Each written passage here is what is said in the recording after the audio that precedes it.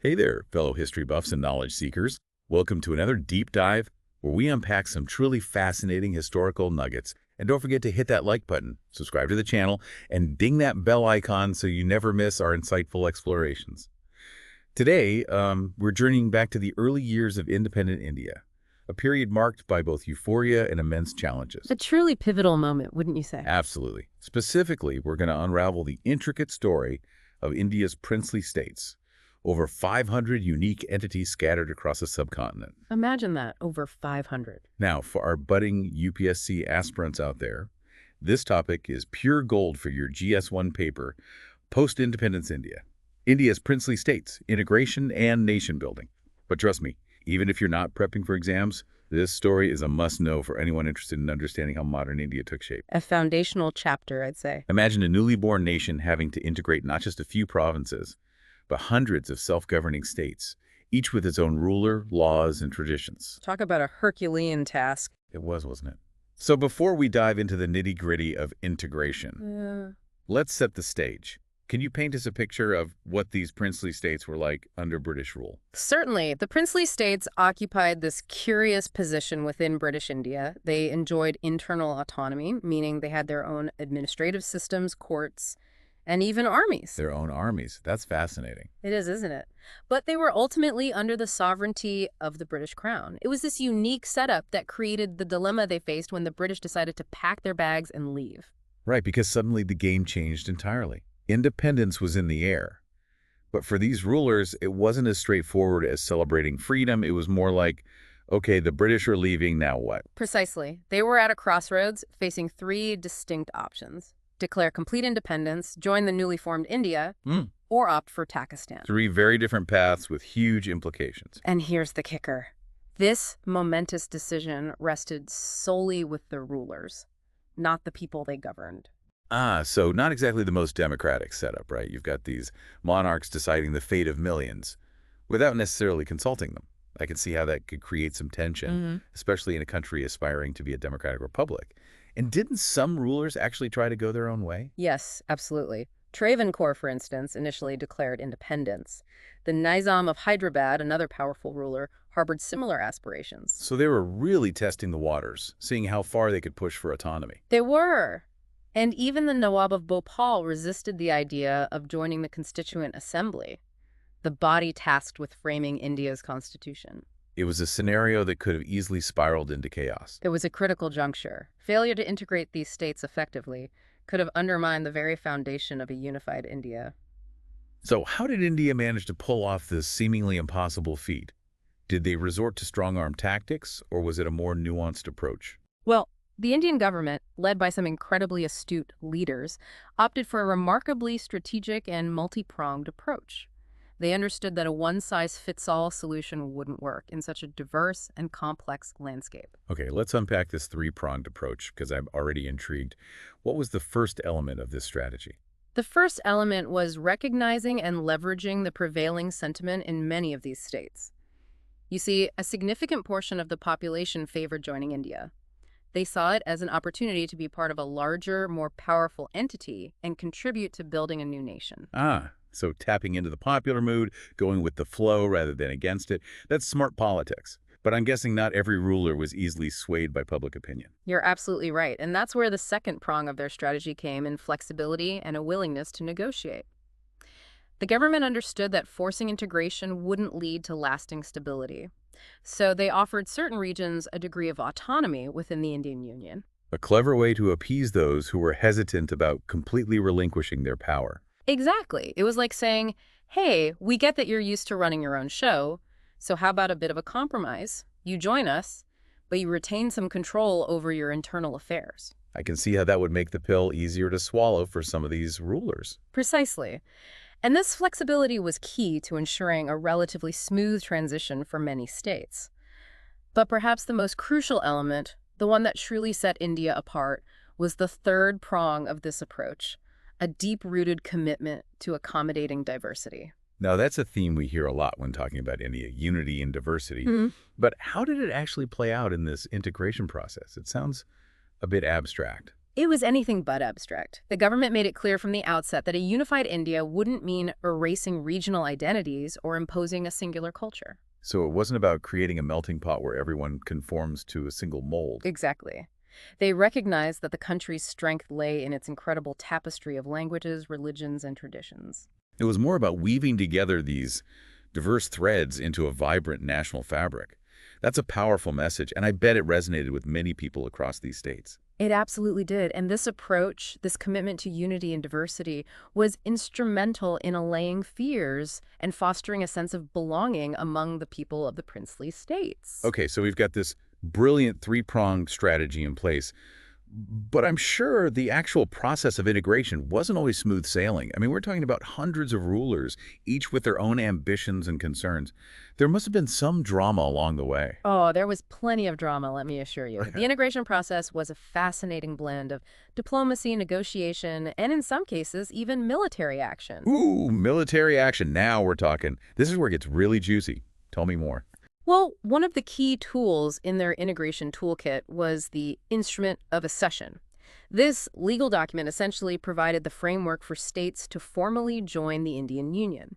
It laid out the terms and conditions, outlining the powers that would be transferred to the central government and those that would be retained by the states. So it was like a contract, a formal agreement that sealed the deal.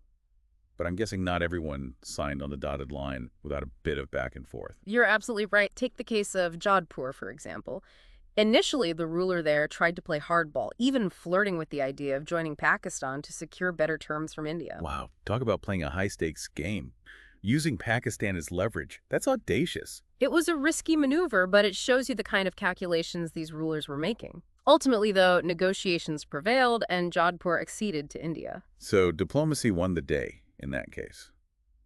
But I'm guessing not every integration story had such a happy ending. Unfortunately, no. Hyderabad, the largest and arguably most powerful of the princely states, presented a very different challenge.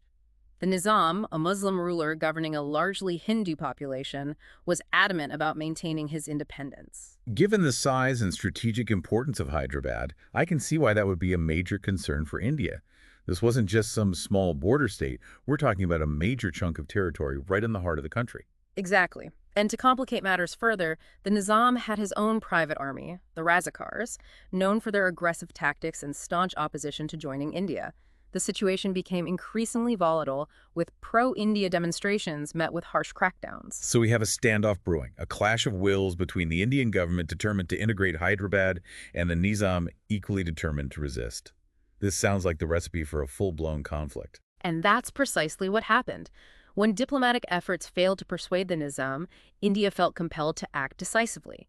In September 1948, the Indian Army launched Operation Polo, a military operation aimed at annexing Hyderabad and bringing it under Indian control. Wow, a full-fledged military operation. That's a stark contrast to the negotiations and diplomacy we saw in Jodhpur. It highlights the complexities and high stakes of this integration process. Was this military intervention successful? Yes, it was. Within a matter of days, the Nizam's forces were defeated, and Hyderabad was formally integrated into India. It was a decisive, albeit controversial, move that underscored India's determination to forge a unified nation. It's a reminder that while diplomacy and negotiation were the preferred tools, India wasn't afraid to use force when it deemed it necessary. Exactly. It was a balancing act, a delicate dance between persuasion and assertiveness. And as we'll see, this balancing act was particularly evident in the intricate case of Kashmir. Ah, Kashmir, a region whose story is inseparable from the broader narrative of India's post-independence journey, a story filled with complexities, controversies, and enduring consequences. It sounds like we're about to delve into a chapter that's as fascinating as it is challenging. It is, isn't it? Kashmir's story is indeed a complex one, interwoven with religious tensions, political maneuvering, and a legacy of unresolved issues that continue to shape the region today. For our listeners who might not be familiar with the intricacies of this situation, could you provide some context? What were the unique challenges India faced in integrating Kashmir? Well, Kashmir was ruled by a Hindu Maharaja, Hari Singh, but its population was predominantly Muslim. When India and Pakistan gained independence, he initially wavered, hoping to maintain his kingdom's independence. So he was trying to play both sides, hoping to come out on top. In a way, yes. However, faced with an incursion from Pakistani tribesmen, he was forced to make a choice. So, caught between a rock and a hard place, the Maharaja had to pick a side. It must have been an incredibly difficult decision. Indeed. Ultimately, he signed the instrument of accession, opting to join India. And that's when things really heated up, right? This decision, however, triggered a series of events that would have far-reaching consequences, leading to the first war between India and Pakistan. And this is where the special status of Kashmir comes into play, right? I know it's been a topic of much debate and controversy over the years. Absolutely. Kashmir was granted special status under Article 370 of the Indian Constitution. This article granted a degree of autonomy to the state, allowing it to have its own constitution, flag, and control over most matters except defense, foreign affairs, and communications. So a unique arrangement designed to accommodate Kashmir's distinct circumstances. But as we know, the story doesn't end there. The issue of Kashmir has remained a flashpoint between India and Pakistan for decades.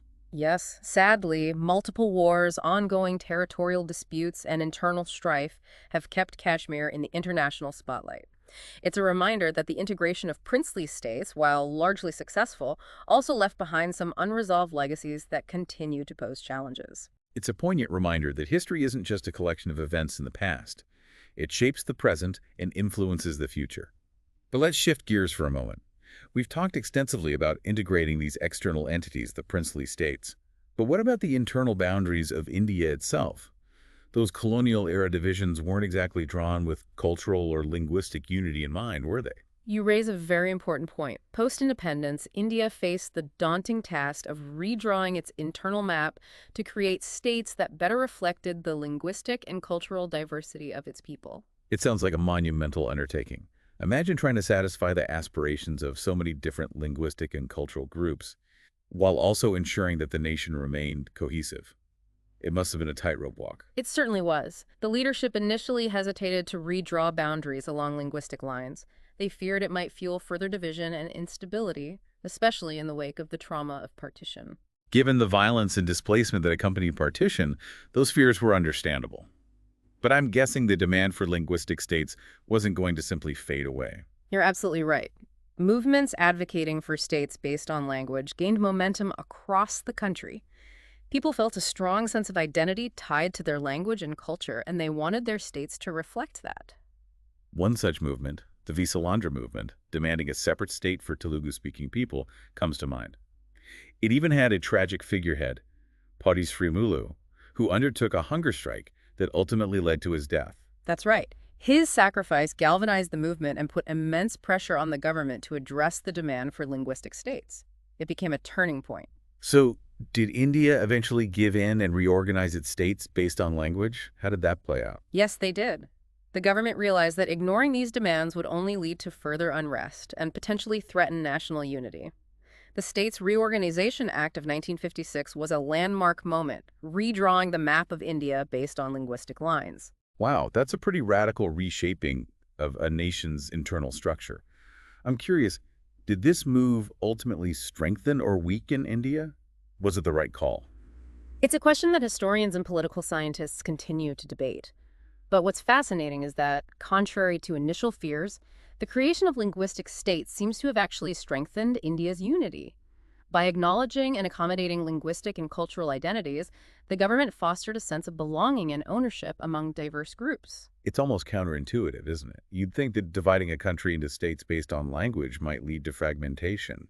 But in India's case, it seems to have had the opposite effect. Precisely. It's a testament to India's unique approach to nation building, an approach rooted in the idea of unity and diversity. Recognizing and celebrating differences rather than trying to suppress them became a cornerstone of India's identity. That's such a powerful insight. It speaks to the resilience and adaptability of the Indian spirit, the ability to forge a cohesive whole out of so much diversity. And it makes you wonder, are there lessons here for other nations grappling with similar challenges? Could India's model of unity and diversity offer a roadmap for building inclusive and harmonious societies in the 21st century? Those are excellent questions, and I think they underscore the enduring relevance of studying this chapter in India's history. It's not just about understanding the past, it's about gleaning insights that can inform our present and shape our future. So true. As we wrap up this deep dive, I'm struck by how much we've covered.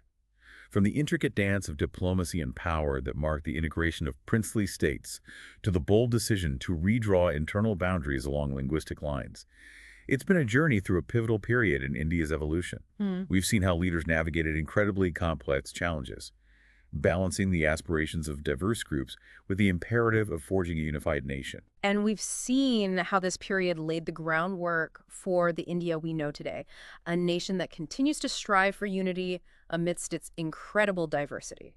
It's a story that's both inspiring and thought-provoking, offering valuable lessons not just for India, but for the world. Absolutely. So to our listeners, especially our budding UPSC aspirants, we encourage you to delve deeper into this fascinating chapter. Explore the nuances of individual integration stories, the personalities who shaped this era, and the enduring legacy of these events. And for those of you simply curious about history, we hope this deep dive has sparked your interest and given you a glimpse into the forces that shaped modern India.